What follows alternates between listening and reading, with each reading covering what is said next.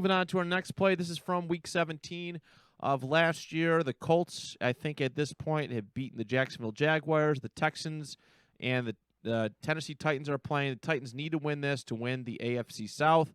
If they blow it, they're still in the playoffs, but yeah, not as AFC South champions. They actually would have played Buffalo, I think, first, and then Colts would have played Baltimore. But regardless, 18 seconds left on this play. They have 3 timeouts. It's tied. So they can't just let this thing go and go to overtime. But Mike Vrabel, being the very aggressive coach that he is not about that life. We're going to put this game away.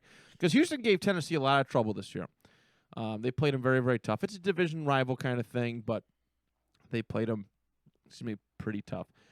Let's take a look at the formation. We got a pause right there. Okay. Write this just 1 second. Okay. So what we have here, we have 11 personnel.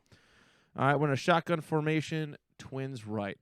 So at 11 personnel, 1 running back, 1 tight end. We can't harp on that enough. Twins right, we got 2 wide receivers to the right, and we got 1 on the left-hand side. Tannehill's 5 yards back, giving himself some space. And the defense is pretty prepared. They got to know it's a pass. They're on the 25-yard line. Line of scrimmage is the 25-yard line on the Titan side of the field. So they got quite a ways to go with this. Houston's playing back a little bit. It's a nickel defense. It could be cover 3. We think it's cover 3, but it also could be cover 4 again. This is the unfortunate side effect of not having access to all 22. But it does look like it's cover 3. It does look like it's cover 3. But we are missing one safety. I feel like that safety's on that hash closest to us. But it's hard to tell. But regardless, when cover 3, cover 4, whatever it may be, it's broken into quadrants, and the best way to attack these respective defensive coverages is to find the seams. Find the seams, find the gaps in between where our cornerbacks and safeties are playing. That's the best way to go about it, best way to attack it. You can also go underneath, but again, the Titans are we have to get down there, we don't have to. We can take it to overtime. We can run the ball and run the clock out, but again, Mike Vrabel being the aggressive kind of play caller that he is, we want to get to the end zone, and we got to do this. So they're going to attack the seams. That's why they're kind of loading up, I believe, the right side. So maybe it probably is cover 3. If they're loading up that right side, trying to maybe throw off the cornerback and safety over there and split them up a little bit. I'm not sure exactly the philosophy behind that. That's something we will learn in time. But the reason why I did want to choose this play, too, is Ryan Tannehill is a guy who's taken a lot of criticism. And From who? I'm not saying any names. I dare you to find one person that would dare say anything about Ryan Tannehill. There you have it. He went usually. All right. So when my mother used to criticize me for watching Pokemon, she used to call it Pokemon. Yeah. You called it. Usually when people call Ryan Tannehill, they don't like him. It's the same thing. Andrew does it. Andrew hates Ryan Tannehill. I thought this was a Tyrod to Rod thing. No. I thought he came out and I thought this was a Kelsey thing. Nope. Okay, my bad. This is a Pokemon versus Pokemon. Your mom used to say it. My mom used to say it to me because she knew it pissed me off. You and those damn Pokemans. Yep. Well, I've been talking to you about your Pokemon. One thing I want to say before we roll this playthrough the first time over is the Texans are in a very tough spot here defensively, and the Titans are in a very favorable position where they can take a chance here. Because they're trying to make the playoffs, they're trying to win division. Yes. So they have all the advantage of being aggressive. The Texans, on the other hand, they're staring at only 18 seconds left, but the Titans have 3 timeouts. Right, the drive just started. Yeah, you could literally get anything in there. It is a infinite amount of possibilities. It could be a running back screen to the sideline. It could be, just a combo route working to the sidelines to try and just, take advantage of the zone and double up the zone with 2 receivers and try and get one guy to clear out. Very similar to what we saw in the Minneapolis Miracle Right. when we saw one guy was able to clear out the path for another wide receiver, Right. where he takes the front defender out and it leaves that space between the safety and the cornerback in the zone. So that's something they got to defend there. That's something you kind of could see happening here, where you could have the inside receiver, who is A.J. Brown. He could be running a deep post, and then you could be running a quick out with the guy that's on top of him. There's a possibility for a deep slant, too. There's- I mean, post two, you can go in and out, Yeah. corner route, that slant, you can kind of see. You can really see the opening, all right? Because the linebackers are not supposed to play into coverage. They're not supposed to. Some teams do it a little bit, but they're not supposed to. You can see if you can get behind these linebackers and get right into the middle, like right between the, we'll call it the 31 and 35-yard line. If Tannehill's ball placement is good enough, Right. there's the chance to push the ball downfield. You get a first down, but it doesn't really help. It doesn't really help the circumstances a lot. Right. There's some waiting. There's maneuver. Your receiver has to be there, and he has to be open, and that all kills clock. Yeah, the up and under throw. That's a tough throw to pull off. Stronger arm quarterbacks have advantages over weaker arm quarterbacks. Not purposely taking a shot at Tannehill, but that's not his game. It's not necessarily his game. That he doesn't have a weak arm at all. I would never say that Ryan Tannehill has a weak arm, but yeah, you wouldn't the over the linebacker, but in front of the safety throw, one of the more difficult throws in this situation. You could try it with 18 seconds left. I don't know, but like I said, I think the Texans just fell. The circumstances it's tough. There's a lot of variables to try and defend here, and unfortunately, their defense wasn't like great to begin with. Right. Obviously this was a bad year last year. They're 4-11 at this point. But all right, so let's watch this. Let's watch this play unfold.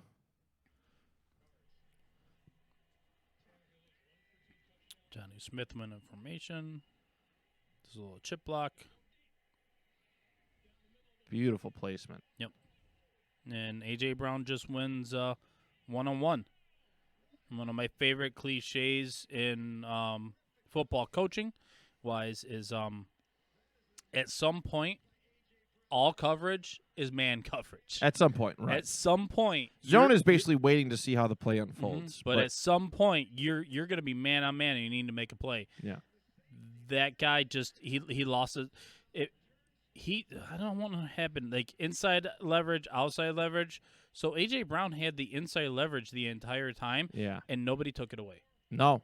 He was allowed to carry up the seam, just like you said, and it was drawn up well. It's a great play to call to try and break cover 3, which looks as what they got, and man to man, the better man got the job done. No, for sure. So yeah, of course that play goes to A.J. Brown, one of the best wide receivers in the NFL today, top 10 wide receiver, easily.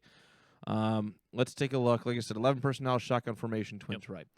Let's watch how this play unfolds. All right, so tight end is in motion. Johnny Smith is on the left-hand side, as Brian did acknowledge. We have a running back to the right side, the left-hand side of Ryan Tannehill. It is not Derrick Henry. There's really no point to having Derrick Henry out there for this play. They know that they're not going to run the ball. More so that running back, I believe it might be Deion Lewis. I'm not 100% certain. But that running back is there for extra protection. Give Tannehill some time to make his reads and make a decision. All right. I like what we got going out here. Looks like Jonnu, it's a bump. It's a little bit of a bump and a go. He's probably going to run. Looks like he's streaking to the middle a little bit. Good protection here. The offensive line has given him decent time. Tennessee doesn't have this world-renowned offensive line. It's not bad, but they've given him enough time. His running back, is his running back going out? He went out for a little dump route. Interesting. That is interesting. He didn't really block at all. He stepped back like he was selling the block, and then he kind of went out and created some space. But Tannehill's got a decent pocket in here. Tannehill's got a decent pocket of protection for time. All right. Close there. He's almost, it's good pocket awareness because his line did collapse at the last second. He almost got double whammied here. by 2 outside defenders. And bam, A.J. Brown, right on the money there. Yep. Right on the money.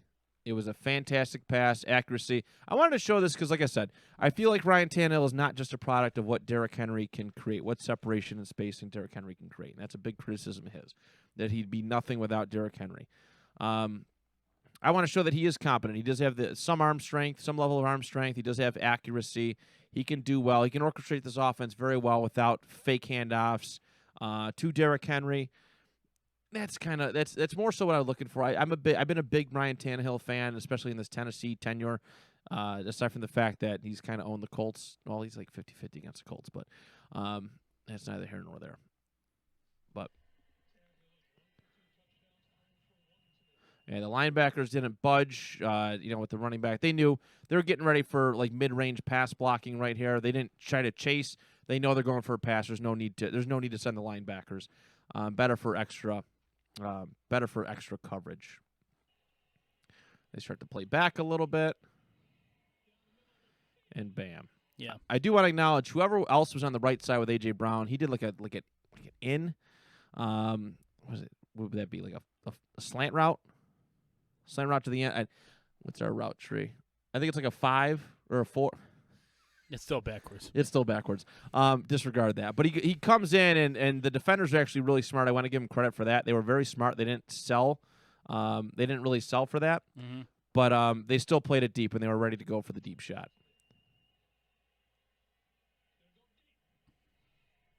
Yeah, without all 22, we don't even get to see when he actually makes his break. Right.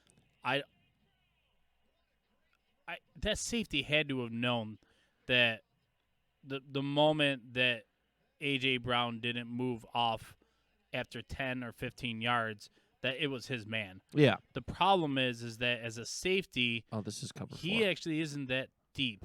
Is it cover? No, I think it is cover 4. Yeah, 1, 2, 3, and there's a guy on the outside. But that guy on the outside doesn't carry deep at all. Right. Well, maybe he does. The mystery. But he does attack the seams. Okay, so... Yeah, okay, keep playing this real quick, because... Okay. Well, I think 35 is unfortunately to blame here. 33 was the safety that was on the left hash mark. Yeah. I think he plays his job well. He respects the deep play from maybe if it was a deep post, then he was in position to take that guy on. He ends up flattening out the route, so it doesn't end up being a post. Becomes more just of like a deep in. Yeah. So beautiful. Yeah, that's definitely what it was. Yeah. So that's a tough corner cover for safety. Yeah, when you got the inside, inside's hard to cover. You have to have an extra guy just kind of waiting there. It's always, once a guy gets on the inside of you, it's usually pretty tough to kind of stop that. And because of the situation, the timeouts, it's first down, it's the first play of the drive. Those safeties aren't even that deep. I mean, look at them. They're only 12 yards off the ball. Yeah. So that's not deep at all. And A.J. Brown's gonna get to that 12 yards in a blink of an eye. So yeah, good diagnosis on the cover 4 there, Matt. Thank you. Yeah, and at that point, he was like, "Oh crap!" 35 was like, "Oh no."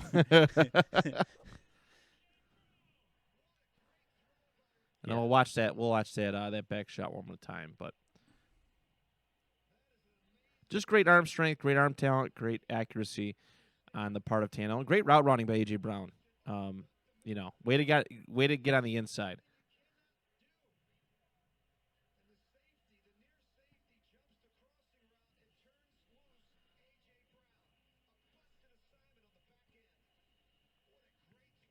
And boom. Yeah, I still don't think he's the announcer calls it a busted coverage. I still don't want to say that safety played it wrong. I don't think so either because there was the twins on the right.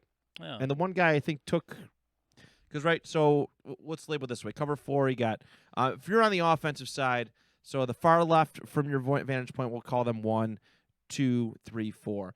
3, like I said, we'll call defender 3, so that would be one of your safeties. He committed to the other guy. That wasn't A.J. Brown. It wasn't busted coverage. He just committed to the wrong guy, and A.J. Brown got the one-on-one matchup that I think he was looking for. You know, A.J. Brown is that good. I don't think people realize that he's that good, where he's the kind of guy who, you know, if you leave him one-on-one, that's what you want. Double coverage maybe a little bit strenuous, but he wants to find a way. You got to find a way to open up a one-on-one coverage for him. Yeah. And that's what he did. He got on the inside, and he took it to the house. Yeah. Or he didn't take it to the house, but he got it pretty close, and they kicked a doink field goal after that, and everything went well. So that's his game. That's A.J. Brown's game. It is. 100%. 319! 399! Hut! 3-3! Yeah, spot. Blue 58!